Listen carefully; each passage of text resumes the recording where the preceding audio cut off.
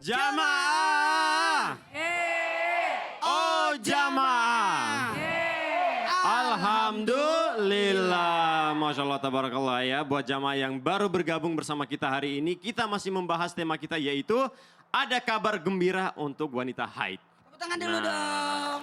Nah, kita lihat ini ada video tayangan hari pertama haid. Gimana tuh? Iya, hari sebelum kita lanjut kita lihat dulu ini. Gitu kan Pak Ustadz? Hari yang mantap. Hari yang mantap. Aduh sedap. Aduh sakit pinggang tuh memang. pasti kan. Kalau udah wanita kalau udah seperti itu. Jauh-jauh deh. Tadi kan ada yang bilang tuh. Jauh-jauh deh. Lagi marah nih itu gimana tuh ya. Karena yang dirasakan wanita haid itu. Maaf ya saya pinjam kata-kata ini. Saya kalau anak saya lagi mut-mutan marah-marah. Oh ini lagi haid Abah nih. Jangan ganggu aku dulu. Aku lagi pertama. Ya anak saya Nora selalu Oh gitu. iya. Ya biasalah. Nama juga wanita. Oke, kalau begitu langsung ini ya. Ya. Buat Pak Ustadz nih. Ya silakan. Tapi benar gak sih ada rahasia di balik rasa sakit haid itu. Yang Oke. katanya satu kali tarikan nafas saat menahan sakitnya aja udah bisa menghapus dosa-dosa masa lalu Pak Ustadz. Baik kita bahas ya. Silakan. Kepada semuanya wanita dimanapun berada. Sebelumnya saya mau sapa dulu ibu-ibu. Ibu-ibu dari mana? Pak Palembang. Yang sebelah sini belum nih? Sebelah sini. Dari sini. Dari mana Bu?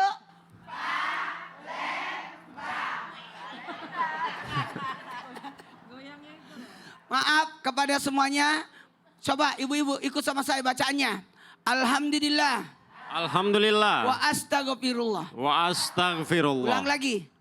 Alhamdulillah wa astaghfirullah. Inilah bacaan yang bagus dibaca seorang wanita kalau pertama haid. Jadi kalau pertama haid, alhamdulillah wa astaghfirullah. Kenapa alhamdulillah? Karena ini bagian daripada gimana Allah kasih kita keringanan. Dan istighfarnya jangan sampai ada yang dilakukan pada saat halangan yang tidak boleh dilakukan oleh orang yang halangan. Masya Allah. Nah, maka ketahuilah wanita yang halangan itu tadi saya mau gambarkan Masya Allah. Sakit yang luar biasa. Gerah dan merasa risih. Itu yang dirasakan wanita. Kok Ustaz tahu banget? Ya tahulah saya punya istri, saya punya anak. Ya jadi kita yang laki-laki harus jaga diri. Baik itu ayah, baik itu suami, baik itu saudara. Menyikapi orang yang lagi haid. Maaf ya, saya tidak enak ngomongin. Tapi harus saya sampaikan karena ini adalah ilmu. Yang pertama, kalau wanita haid itu, Masya Allah tabarakallah, akan mendapatkan kemuliaan. Rahasia dibaliknya adalah penggugur dosa. Setiap sakit yang dirasakan itu perguguran dosa. Disampaikan bahwa setiap sakit yang kau rasakan penggugur dosa. Dan ini mohon maaf, makanya jaga diri. Jangan sampai justru tidak mendapatkan keutamaan itu. Yang kedua, fitrahnya wanita haid. Tahu nggak? Wanita haid itu menghilangkan kotoran pada dirinya. Mohon maaf, ini jadi ada ruh sakeringanannya. Tadi sudah disampaikan oleh Ustazah di awal bahwa ada kemudahan-kemudahan tidak sholat. Tidak usah diganti sholatnya. Tapi kalau puasa diganti ya Bu. Diganti karena masih ada kesempatan untuk membayarnya di Senin Kamis. Betul. Ada lagi, tidak boleh tawaf. Makanya tadi digambarkan oleh Sosam, ketaatan itu bukan hanya ketaatan menjalankan perintah, tapi ketaatan menjauhi larangan. Karena harus suci. Suci ketika sholat, suci ketika tawaf, suci ketika menyentuh Quran mushaf. Maaf tanpa menggurui hanya mengingatkan, astagfirullahaladzim, mudah-mudahan kita bisa jadi pembelajaran buat kita untuk bisa lebih berhati-hati. Yakinlah dosanya diampuni dan bisa jadi terangkat derajatnya atas kesabarannya. Jadi wanita yang haid mohon izin, ayo tahan mulutnya, tahan perasaannya. Jangan sampai justru karena dia haid terus menyebabkan berdosa. Saya kaget. Ketuk-ketuk pintu kamar anak saya. Saya sebut aja namanya. Nora, saya ketuk namanya. Dia marah-marah. Kenapa nih anak? Saya mau marah, diem aku. Tiba-tiba besoknya dia datang ke kamar. Maaf ya Abah, aku pertama haid. Jadi aku kemarin agak risih. Iya enggak apa-apa. Abah paham kok. Tepuk tangan dulu ibu-ibu. Masya Allah ya. Jadi ya itulah ya Pak Ustadz. Jadi pertama pas mau haid harus mengucapkan dulu Alhamdulillah wa astagfirullah. Supaya, Alhamdulillah karena ada keringanan. Astagfirullah jangan sampai ada menimbulkan dosa. amin insya Allah ya. Nah sekarang kita Masuk di segmen. Tanya dong Ustadz. Kami semua tanya dong Ustadz. Masya Allah. Ada yang mau nanya angkat tangan dong. Siapa? Ada siapa aja di sini? Siapa? Wah banyak banget Masya Allah ya. Oke Ibu boleh Silakan, Bu. silakan. Ya Oke Ibu silakan ke tengah Bu. tengah Bu. Masya Allah. Sini. Sedikit Sama Pak Ustadz sebentar. apa sama- Di sini, Sini, Bu, sini, di sini. Ibu di tengah-tengah. Nah, biar Nggak usah kelihatan takut. nih. Assalamualaikum warahmatullahi wabarakatuh. Waalaikumsalam warahmatullahi wabarakatuh. Kenalkan nama Ibu, nama saya Nama saya Titin, berasal dari Palembang, Majelis Taklim. Majelis Taklim Majelis taklim apa? Al-Ikhlas. Majelis Taklim Al-Ikhlas. Al-Ikhlas, baik. Jadi Mau mau nanya tanya sama apa? siapa? Sama Ibu Ustazah. Ustazah Nada silakan. Boleh. Siap Ibu. Ya. Baik, kenapa? Ibu Ustazah, ini mau tanya masalah haid kan? Ya. Karena wanita itu memang haid kan ya. Nah, ada dua ini ya. Kalau kita mau puasa atau umroh atau juga haji kan, Ya. boleh nggak kita itu memakan meminum obat haid supaya nggak kena haid? Minum obat biar nggak haid. Nggak haid. Saat kita mau berpuasa atau mau pergi umroh atau haji. Terima Baik, kasih. Masya Allah. Iya. Ibu siapa tadi? Ibu Titin. Ibu masih haid nggak? Nggak. Pernah diriwayatkan dari Sayyidah Aisyah radhiyallahu anha bahwasannya Ibu Aisyah pernah bercerita, saat itu kami pernah berhaji dengan baginda Rasulullah SAW. Kemudian ketika kami sampai di suatu kota, kami menangis karena kami haid. Ya, kemudian kami tuh kayak nggak bisa melanjutkan ibadah. Seolah-olah kita nggak bisa melanjutkan ibadah, kata Sayyidah Aisyah. Kemudian apa yang dikatakan oleh baginda Rasulullah SAW, baginda Rasul mencoba menenangkan sambil berkata, sungguh ini adalah perkara yang telah Allah tetapkan. Haid itu fitrahnya seorang perempuan, maka memang terima aja, jangan kita kecewa.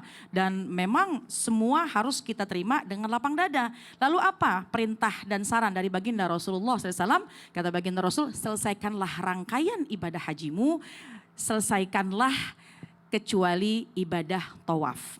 Itu dari Sayyidah Aisyah radhiyallahu anha. Dan kemudian Sayyidah Aisyah juga mengatakan bahwa Rasulullah SAW memerintahkan untuk menyembelih sapi untuk istrinya. Kisah ini ya memberikan ilmu buat kita bahwa sesungguhnya dari rangkaian ibadah haji maupun ibadah umroh yang memang tidak boleh dikerjakan bagi seorang wanita yang sedang haid tentu masuk ke dalam masjid. Kemudian yang kedua, ketika menjalankan ibadah tawaf, memutari Ka'bah 7 putaran. Karena tawaf itu laksana ibadah sholat. Jadi harus dalam keadaan wudhu yang sempurna. Nah, adapun pelaksanaan lainnya seperti misalnya ketika sudah tawaf, kemudian sa'i, tiba-tiba kita melaksanakan sa'i, terus ada mohon maaf misalnya merasakan keluar haid misalnya, atau bahkan misalnya tidak memiliki wudhu, itu nggak ada masalah. Ya, cuma pertanyaannya, bagaimana kalau kita minum obat penunda haid kalau mau berangkat umroh ataupun berangkat haji? Ulama ada yang memperbolehkan. Kenapa? Karena dilihat dari kebanyakan maslahatnya, kebanyakan manfaatnya. Karena kalau kita nih yang di tanah air, udahlah daftar dengan uang yang banyak, udahlah ditentukan dengan waktu yang panjang, udahlah berangkat ke sana. Sepanjang di sana haid, maka rasa-rasanya ada sebuah hal yang kita sayangin, ada sesuatu hal yang kita tidak bisa kerjakan. Kenapa diperbolehkan? Karena dilihat dari kebanyakan kebaikannya. Kalau kita minum obat penunda haid, ya sekali lagi karena waktu, jarak, uang yang sudah kita persiapkan, maka hal tersebut diperbolehkan. Tapi tadi ada pertanyaan, bagaimana kalau puasa Ramadan? Boleh nggak nih besok puasa Ramadan kemudian dia minum obat? Nah, ulama sepakat mengatakan bahwa ketika sedang haid tidak boleh, ketika mau puasa Ramadan tidak boleh minum obat penunda haid. Kenapa? Karena hakikatnya Ramadan terjadi setiap tahun dan kita bisa insya Allah kita bisa merasakannya setiap tahun. Jadi ada perbedaan. Kalau memang kita udah daftar, udah berangkat haji, udah berangkat ke sana, memang tawaf aja yang nggak bisa karena sedang haid, tapi kan kita pengen juga ibadah di Masjidil Haram, kita juga pengen ibadah di Masjid Nabawi, kita juga pengen banyak-banyak ke masjid untuk kita beribadah. Nah, disitulah ulama memperbolehkan bahwa kita meminum obat penunda haid ketika mau berangkat haji ataupun berangkat umroh. Nah, jamaah sekalian, tapi ketika misalnya nih sering terjadi ketika udah minum obat, kemudian masih keluar lagi, tentu kita berserah diri kepada Allah ya. Konsultasi dengan dokter, jangan sampai salah minum obatnya. Jangan sampai kita meminum suatu obat yang tidak pakai ilmu juga. Nanti bisa membahayakan kita. Siklusnya, perhitungannya, berapa masanya, berapa kalinya, itu harus konsultasi dengan dokter yang tahu dengan ilmunya. Ketika kita minum mungkin karena lelah, kadang-kadang masih suka flek lagi ya. Dan itu sesuatu yang sebisa mungkin kita terima dengan lapang dada. Banyak amalan yang bisa kita kerjakan ketika sudah berada di tanah suci. Kemudian kita haid, siklusnya udahlah minum, kemudian keluar juga. Maka kita bisa banyak berzikir kepada Allah. Wukuf di Padang Arafah pun juga kita bisa duduk di Padang Arafah.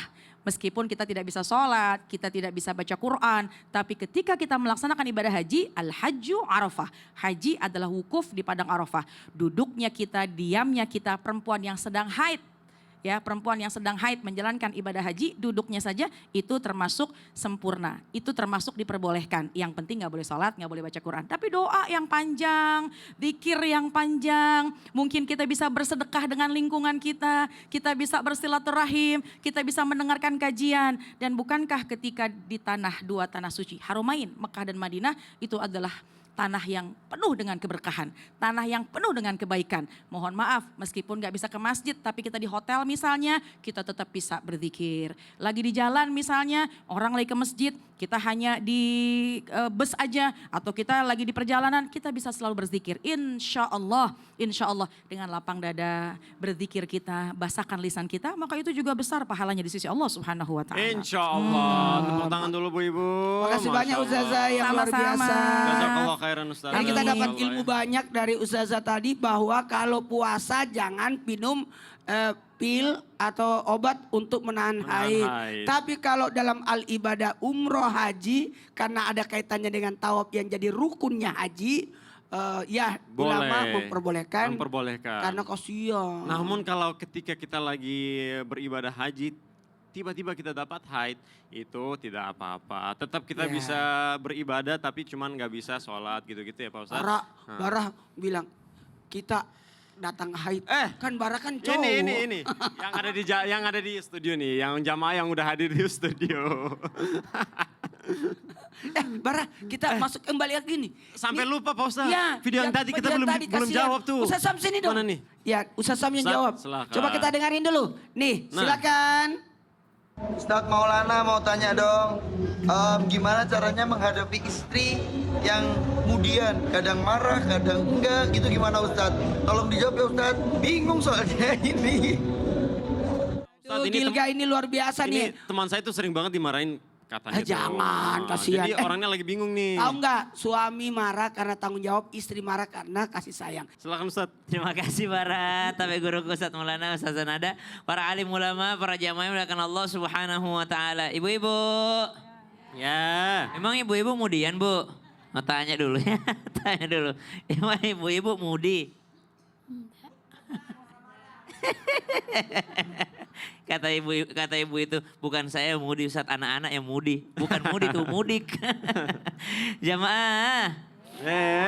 Jadi subhanallah, kita tidak bisa mengendalikan orang lain. Yang bisa kita kendalikan adalah diri kita sendiri. Tidak akan pernah bisa kita membuat orang lain itu sesuai dengan apa yang kita inginkan. Maka buat Mas Gilga yang tadi bertanya dan buat seluruh suami, kita tidak bisa mengendalikan perasaan istri kita. Kita tidak bisa mengendalikan perasaan anak-anak kita. Kita tidak bisa mengendalikan perasaan orang tua kita. Ini yang ceramah tidak bisa mengendalikan perasaannya jamaah. Tidak bisa. Jamaah tidak bisa mengendalikan perasaannya yang sedang ceramah. Maka yang bisa dikendalikan apa itu? Ya diri kita sendiri. Maka buat Mas Gilga dan seluruh suami yang insya Allah berharap agar rumah tangganya selalu sakinah, mawaddah warahmah dan penuh berkah, yakni kendalikan respon kita. Kalau istri sedang nggak mood, ya kita menyesuaikan. Kalau istri sedang marah-marah, maka apa yang paling disenanginya? Oh, dia lebih senang dibawakan apa, Bu? Hah? Apa? Kalau lagi marah-marah paling suka dibawakan Mall. mall. Mallnya dibawa ke rumah. So dibawa ke mall, diajak jalan-jalan ya Bu ya, Masya Allah. Kalau sedang bad mood lebih suka dibawakan? Keluar rumah, Dibawa keluar rumah ya Bu ya? jalan-jalan. Jalan-jalan, Mancing, Masya Allah. Mancing, Jadi yang kita kendalikan adalah diri kita sendiri. banyak ikan. Oh, dia senangnya apa? Dia senangnya mancing. Dia senangnya ke mall, dia senangnya jalan-jalan. Maka itu yang bisa kita lakukan. Karena seorang suami punya kewajiban. Kewajiban apa itu? Wabima anfaqu min amwalihim. Untuk menafkahi dengan harta, menafkahi batinnya. Di antara nafkah batin, ngajak jalan-jalan, menyenangkan perasaannya. Maka yang pertama, kendalikan diri kita. Yang kedua, dikendalikan juga respon kita. Kenapa? Karena subhanallah ketika melihat orang lain marah, jangan sampai kita juga ikut marah. Kalau menghadapi api, jangan juga menjadi api. Nanti apinya semakin membesar. Apa yang dilakukan Nabi SAW ketika melihat Ibunda Aisyah sedang bad mood, mungkin bahasa kita sekarang, maka Ibunda Aisyah mengatakan, bagaimana mungkin aku bisa marah kepada Nabiullah Muhammad SAW, sedangkan bad mood sedikit saja Nabi langsung memelukku sehingga aku tidak bisa lagi marah dengannya. Bagaimana mungkin aku bisa marah kepada suami yang sebaik itu? Maka kita menjadi seorang suami, seorang imam yang pengertian yang baik kepada istri. Maka subhanallah, apa kuncinya? Sabar. Apa Bu? Sabar. Sabar. Seorang suami mesti ada kesabaran karena nikmat, salah satu nikmat yang besar yang Allah berikan kepada seorang beriman adalah kesabaran. Salat mesti sabar, zakat mesti sabar, puasa mesti sabar, lagi haid mesti sabar. Subhanallah. Jadi suami sabar. Jadi istri syukur. Jadi suami sabar. Jadi istri sabar juga. Kalau misalnya kurang yang dikasih. Kalau misalnya ini sabar itu apa sih Bu? Sabar itu mampu menahan diri. Tapi karena kesabarannya dia mendapatkan rizki yang luar biasa. Sehingga kata ulama rizki yang terbesar di antara rizki yang dikasih sama Allah kepada seseorang itu adalah rizki kesabaran. Dia sabar menghadapi istrinya meskipun dalam keadaan bad mood. Lalu dia tahan. Apa yang didapatkan? Justru istrinya yang minta maaf.